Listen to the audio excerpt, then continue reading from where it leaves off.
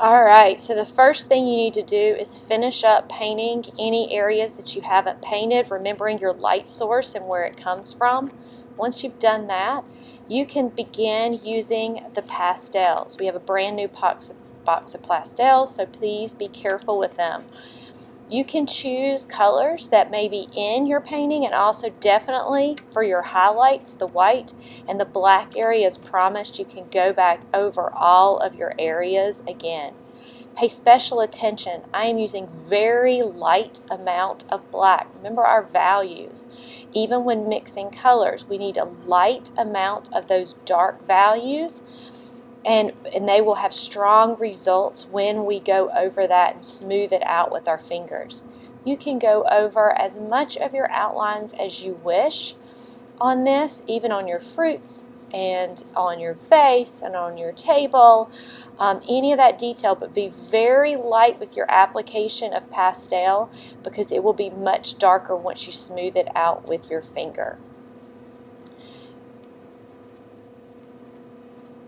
And don't forget those cast shadows we learned about. So underneath your fruit, you can start to add things for your cast shadow, remembering your light source and where it comes from. It comes at a diagonal from wherever your light is. It's going to cast that shadow onto all of your fruits, your vase, anything onto your tabletops.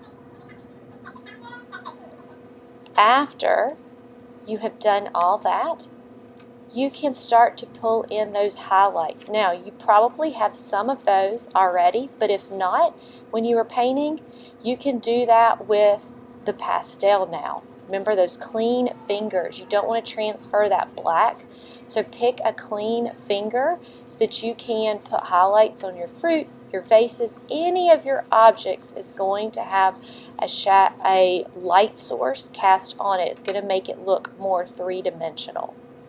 So I'm smoothing all that out, smoothing into your areas of your fruit. And then lastly, coming back, and if you want to darken up the opposite side of the highlights, you will add your deeper, richer values onto your fruits. I'm going to clean off my fingers. I'm going to give everybody a wet wipe. And so on that wet wipe, you can kind of clean off your fingers so you don't want to transfer any of that black or white into those shadow areas of your picture.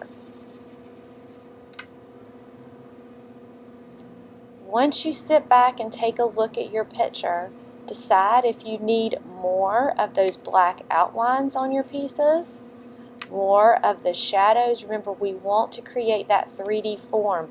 The pastel is a perfect way to smooth out some of those textures you don't want, go over any areas, and create that pop that you want with those black outlines. Last thing that you're going to do is you're going to fill out your artist statement. So come up and grab one of those sheets of black Sharpie marker, and I am going to tape those to the bottom.